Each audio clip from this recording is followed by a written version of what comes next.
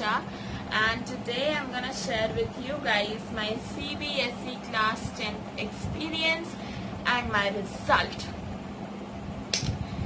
So my CBSE class 10th was a pretty new experience for me, which was not actually that pretty, and so basically our CBSE class 10 started before actually 10 started, क्योंकि 9th की जैसे 9th के मेरे paper ख़त्म हुए, it was like 27th या 26th of the Feb, and उसके बाद से parents, teachers, peer pressure, everyone started pressurising, बेटा आपकी 10th आ गया, नाउ जस्ट कॉन्सेंट्रेट देयर.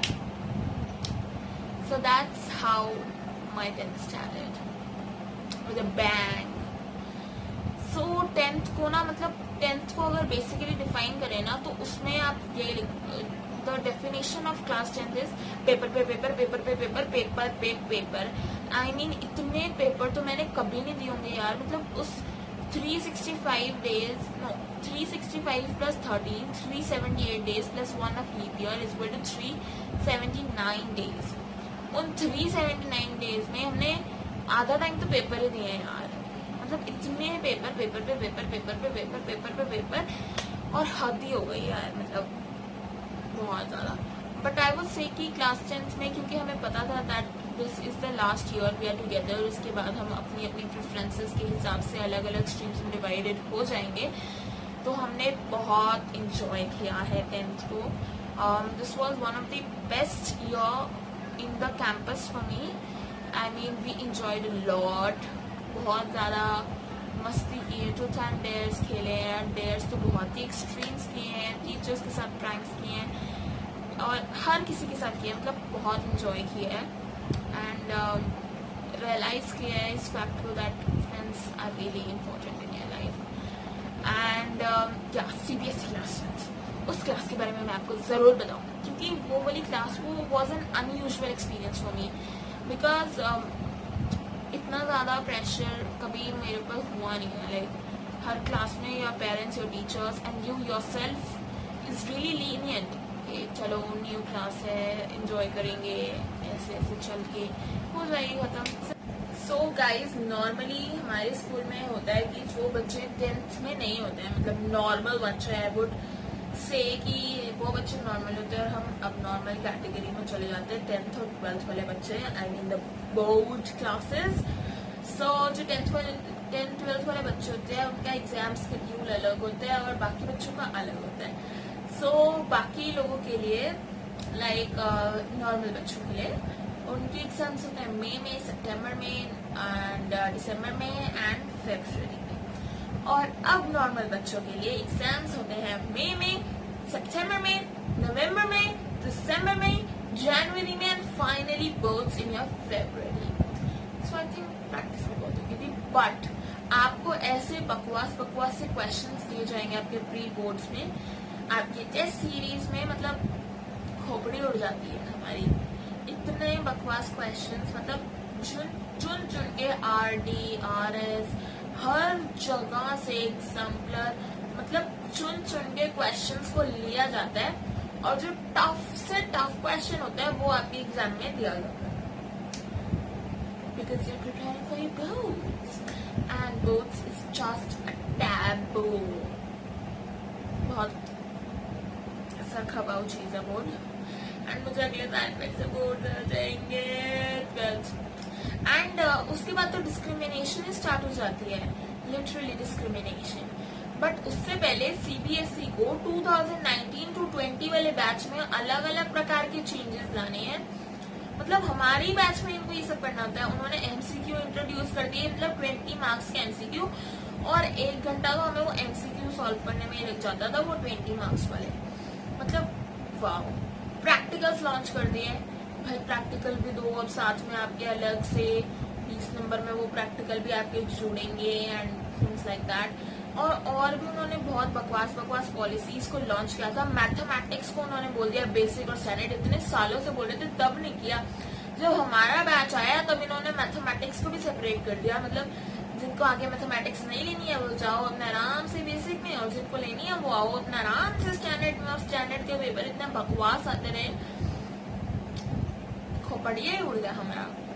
और फिर फाइनली और डिस्क्रिमिनेशन चालू हो गई। मतलब स्पोर्ट्स डे में हमारा जब स्पोर्ट्स डे आया, डिस्क्रिमिनेशन ये हुई कि 10th वाले बच्चों की चल रही थी 10th 12th की टेस्ट सीरीज।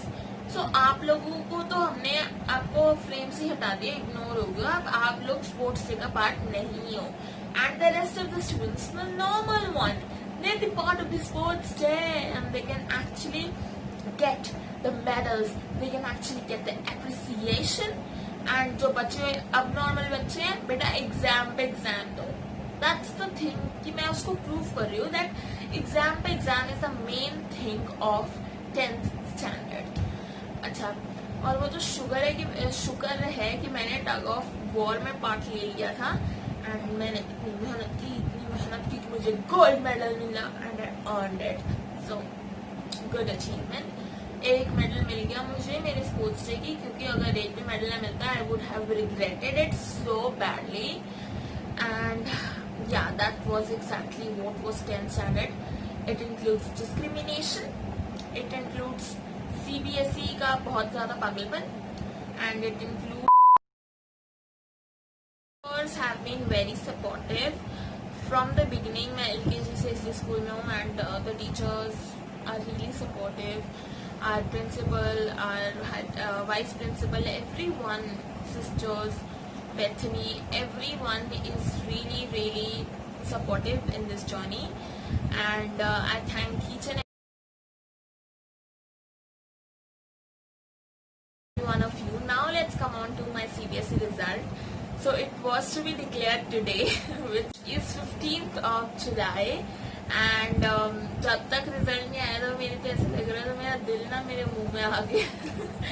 दिल की धड़कन इतनी तेज हो रही थी। And whenever I am nervous my hands and feet become cold and my face का टेम्परेचर बहुत हाई हो जाता है।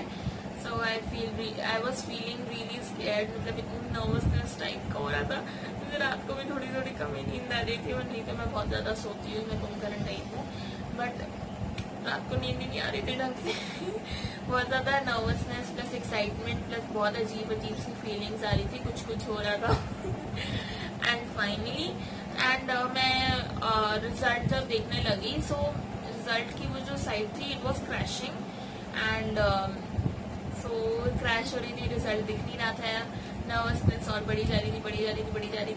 एंड फिर मैंने फाइनली मैसेज किया which the number that they have provided, और वो नंबर पे मैंने मैसेज किया और उन्होंने आंसर ही नहीं किया। मेरी सारी फ्रेंड्स को आंसर करने, मुझे आंसर नहीं किया। यार ये तो बहुत गलत बात हुई। फिर फाइनली मैंने पापा को फोन किया कि आप अपने वाले नंबर से मैसेज करके देखो, और पापा ने मुझे बोला कि अच्छा तेरा रिजल्ट वो तो पहले ही आ चुका है, वो तो मेरे पास कब से पड़ा है। और आई वॉज लाइक कि इतनी देर से आया हुआ तो पहले क्यों नहीं बताया, मैं इतनी देर से पागल हो रही, पहले नहीं बता सकते थे। एंड टू वॉट, मतलब उनके पास रिजल्ट आ गया एंड आई टोल्ड हिम कि मुझे सेंड कर दो। ही वाज लाइक क्यों, मैं भी दोपहर को कराऊंगा तब देख लेना। मतलब तब तक मैं अपनी एक्साइटमेंट और अपनी नर्वसनेस को कैसे कंट्रोल करती। He was not even telling me my marks. And finally मुझे मेरा रिजल्ट मिल गया and I was really shocked to see my result in mathematics. I scored 91 in mathematics, which was quite amazing. Like I was pretty happy for my mathematics result, but I was pretty disappointed when I saw my marks in science. It was 77, which is quite less, and I am thinking of giving it for rechecking, re-evaluation, because I think I deserve much more marks than that of 77, and my total percentage came out to be 86.8%. I wanted it to touch the 90 bar, but due to some 3.2 freaking percentage, I was not able to do so. But still, I'm happy that I made it to such a good goal. I think it's pretty good.